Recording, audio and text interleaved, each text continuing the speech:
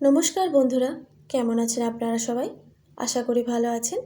আর পূর্বাস কিচেনে আপনাদের সবাইকে স্বাগত জানাই। আজকে আবারও একটি নতুন পর্ব নিয়ে হাজির আপনাদের সামনে। আজকের পর্বে বাঙালির অতি প্রিয় ঐতিহ্যবাহী একটি রেসিপি বানাবো, লাউ চিংড়ি।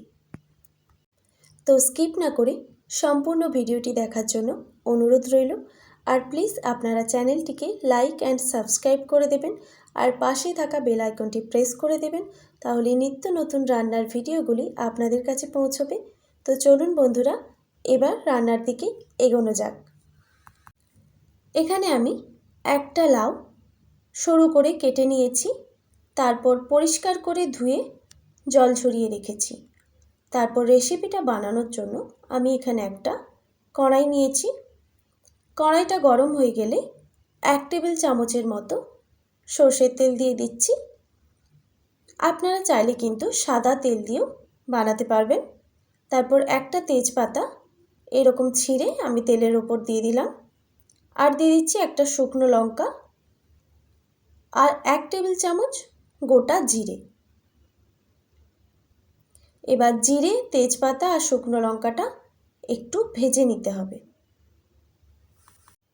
ফোড়নটা যখন ভালো করে ভাজা হয়ে যাবে, এখানে কেটে রাখা লাউগুলো অ্যাড করে দিচ্ছি। তারপর দিয়ে দিচ্ছি স্বাদ মতো নুন, আর দিয়ে দিচ্ছি 1 টেবিল চামচ হলুদের গুঁড়ো, খুবই সামান্য জিরে গুঁড়ো দিয়ে দিচ্ছি। আপনারা চাইলে জিরেটা বেটেও দিতে পারেন। আর দিয়ে দিচ্ছি 1 টেবিল চামচ আদা বাটা। আপনারা চাইলে এখানে মশলাগুলো তেলের মধ্যে ভেজেও রান্না করতে পারেন, কিন্তু এইভাবে লাউ চিংড়ি বানালে লাউ চিংড়ির স্বাদ অসাধারণ হয়। তো আমি যখনই লাউ চিংড়ি বানাই আমি এইভাবেই রান্না করি। তারপর মশলার সঙ্গে ভালো করে মিশিয়ে নিতে হবে।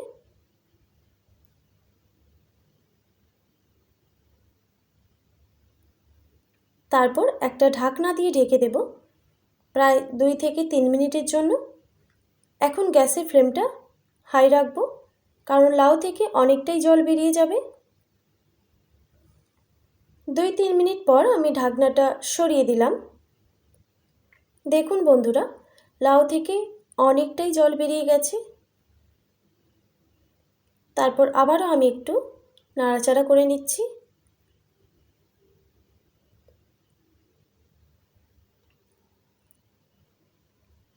ভালো করে নাড়াচাড়া করে আবারও আমি একটা ঢাকনা দিয়ে ঢেকে দেব 1 থেকে 2 মিনিটের জন্য। আপনারা বাড়িতে অবশ্যই এইভাবে লাউ চিংড়ি বানাবেন। এইভাবে লাউ চিংড়ি বানালে স্বাদ কিন্তু অসাধারণ হয়। আর এখন বাজারে লাউ তো অ্যাভেলেবেল পাওয়া যাচ্ছে, তো খুব সহজভাবেই আপনারা এইভাবে লাউ চিংড়ি বানিয়ে নিতে পারবেন। 2 মিনিট পর আমি ঢাকনাটা সরিয়ে নিলাম।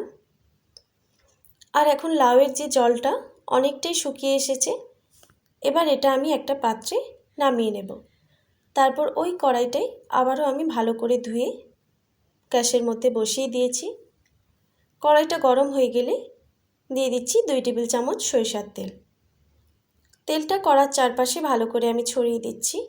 এখানে আমি চিংড়ি মাছগুলো ভাজবো। এখানে কয়েকটা ছোট চিংড়ি নিয়েছি। মাছগুলোকে ভালো করে ধুয়ে পরিষ্কার করে নুন হলুদ মাখিয়ে রেখেছিলাম আগে থেকেই। মাছগুলো আমি এখানে ভেজে নেব। মাছগুলো খুব বেশি ভাজার দরকার নেই। চিংড়ি মাছ বেশি ভাজলে রাবারের মতো শক্ত হয়ে যায়, তাই আমি একটু ভেজে নিচ্ছি। যখন দেখবেন এরকম ভাজা হয়ে গেছে, এবার আমি মাছগুলোকে এক সাইড করে দিচ্ছি। মাঝখানে যে একটু তেল আছে ওর মধ্যেই আমি সামান্য একটু 5 ফোড়ন দিয়ে দিচ্ছি। এবার 5 ফোড়ন থেকে একটা সুন্দর গন্ধ বের হওয়া পর্যন্ত অপেক্ষা করব।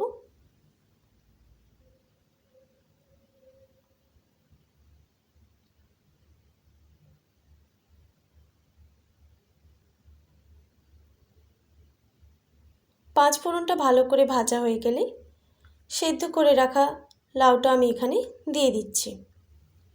তারপর একটা ঢাকনা দিয়ে ঢেকে দিলাম।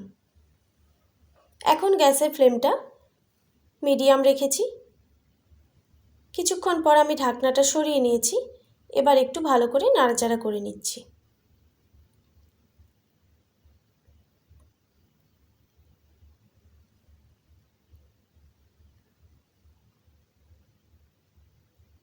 তারপর আবারও একটা ঢাকনা দিয়ে ঢেকে দিচ্ছি প্রায় 1 মিনিটের মতো।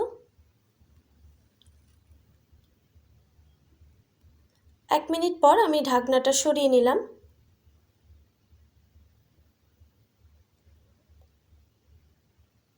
লাউ চিংড়ি কিন্তু রেডি হয়ে গেছে। এবার এটা আমি নামিয়ে নেব।